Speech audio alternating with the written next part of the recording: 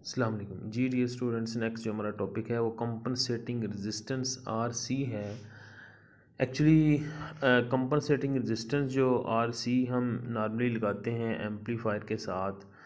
इसका ये पर्पज़ ये है कि एम्पलीफायर जो ऑपरेशन एम्पलीफायर है इसकी इनपुट अगर हम ज़ीरो भी कर दें तो इसकी बाइसिंग की वजह से इसमें आउटपुट जो है वो कुछ सिग्नल डेवलप होता है, DC signal due to biasing. उस फैक्टर को हमने ख़त्म करना है कि इनपुट अप्लाई ना करने के बावजूद भी आउटपुट आ रही होती है। उसको ख़त्म करने के लिए, उस डीसी को ख़त्म करने के लिए हमें एक रेजिस्टेंस जो है वो यूज़ करनी पड़ती है आरसी, जिसको हम कंपनसेटिंग रेजिस्टेंस कहते हैं।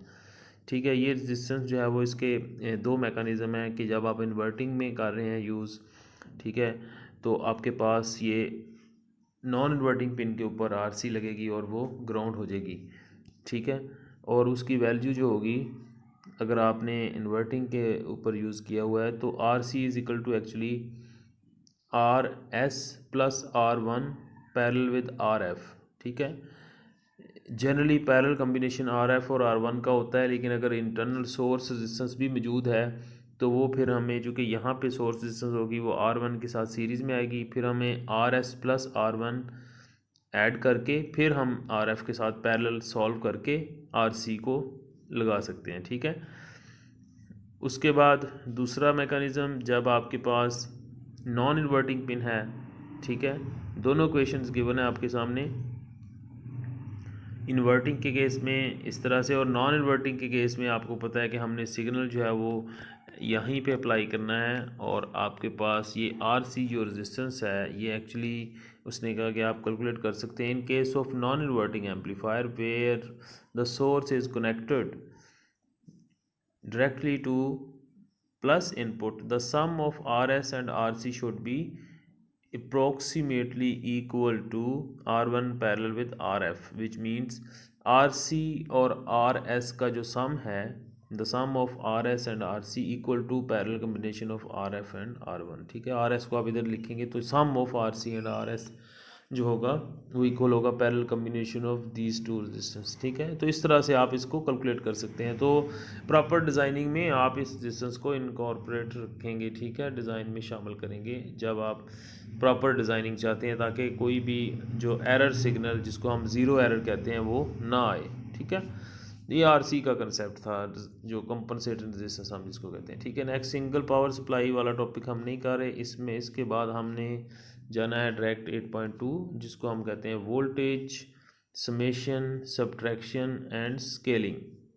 स्केलिंग मीन मल्टीप्लायर या वोल्टेज को आपने किसी भी फैक्टर के साथ मल्टीप्लाई करना, इंक्रीज़ करना, डिक्रीज़ करना। ठीक है, वोल्टेज समेशन जो है आपके पास, हम कहते हैं जो एक्चुअली ऑपरेशन एम्पलीफायर है ये आपकी अर्थमेटिक जो अर्थमेटिक एप्लीकेशन है, जिसमें आपकी एडिशन है, सब्ट्रैक्शन है, स्केलिंग है।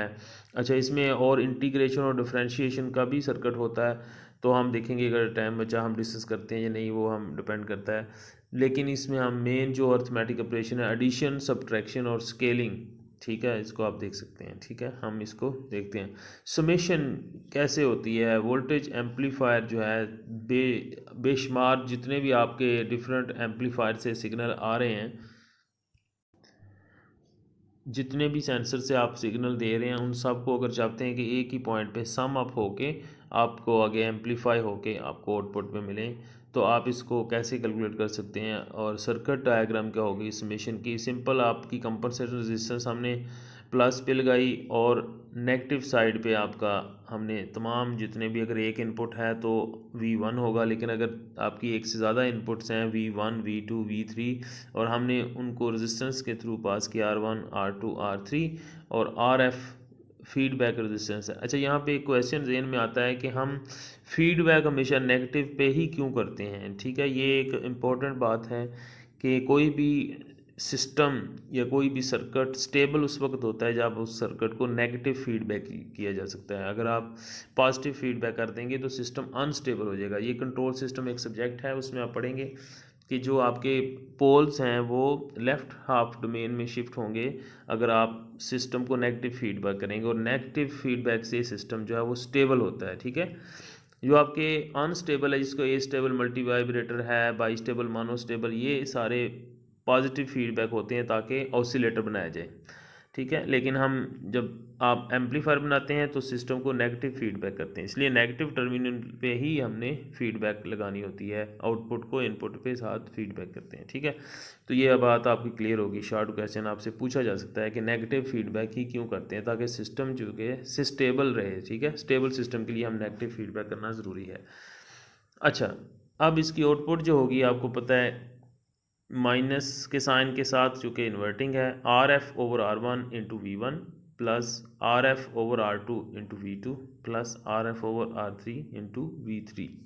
तो सिंपल अगर आप नोडल एनालिसिस की हेल्प से कैलकुलेट करते हैं, एंट्रिंग करंट जो है आपका I1 I2 I3 इक्वल होगा लीविंग करंट के IF के इस नोड के ऊपर अगर आप देखें, ठीक है। IF के दोनों की डायरेक्शन अगर अपोजिट है तो माइनस साइन आ जाएगा, I1 plus I2 plus I3 equal to minus IF।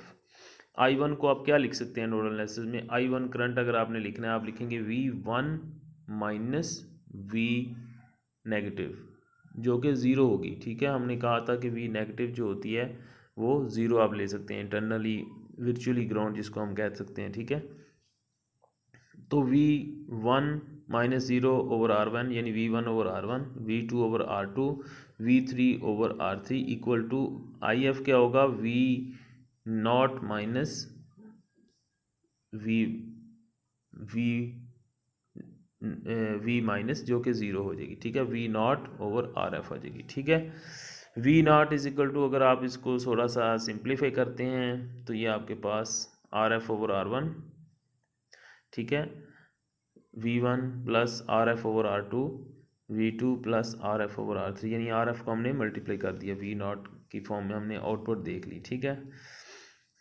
फिर अगर वो कहता है कि आपकी जो रेजिस्टेंस है R1 R2 R3, इनको आप R कह दें, R1 R2 R3 को हम अगर R कहते हैं यानी सारी रेजिस्टेंस बराबर हैं, तीनों ब्रांच पे जो लगी हुई है तीनों रेजिस्टेंस अगर बराबर हैं तो अब फर्दर इसको आप थोड़ा सा सिंप्लीफाई नज़र आएगा आपको कि आप इसको कॉमन ले सकते हैं, ठीक है।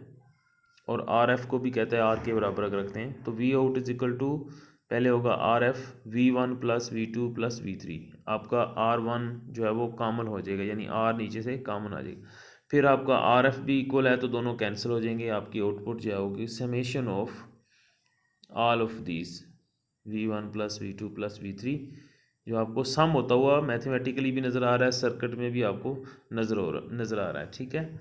तो आपकी थ्योरी के अंदर अगर आपने RC कैलकुलेट करनी है तो RC जो होगी RF parallel with R1 parallel with R2, जितनी भी आप लगाएंगे सबका पैरेलल कॉम्बिनेशन जो होगा उससे आप कंपनसेटिंग रेजिस्टेंस जो है वो डिज़ाइन कर सकते हैं, ठीक है। उसके बाद आपकी एग्जांपल है, कहता है design and operation amplifier circuit that will produce an output equal to -4V1 plus V2 plus 0.1 V3। ये आपकी इक्वेशन है, इस इक्वेशन के मुताबिक कहता है सर्किट बनाएं। तो आप इजीली पहले सर्किट के कंपोनेंट आपको पता है हमने लगाने हैं, लेकिन जो वैल्यूज़ हमने रेजिस्टेंस की रेशियो बनानी है वो हमने यहाँ से कंपेयर करके सिलेक्ट करनी है, ठीक है।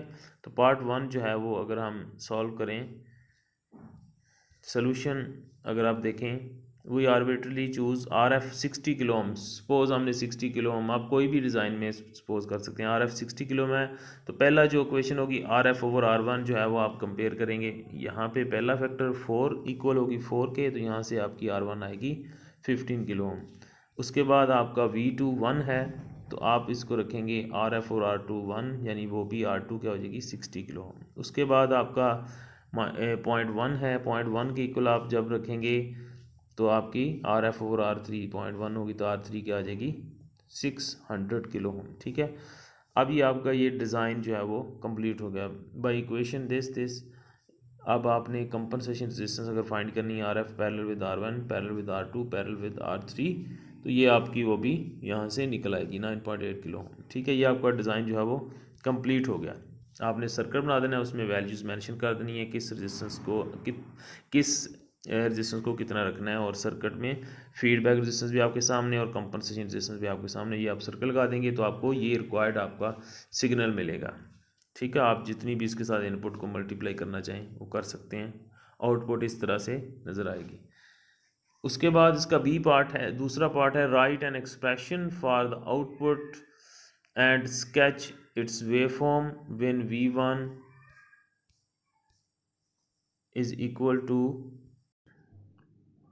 2 sine of omega t, V2 is equal to plus 5 volt DC and V3 is minus 100 volt DC।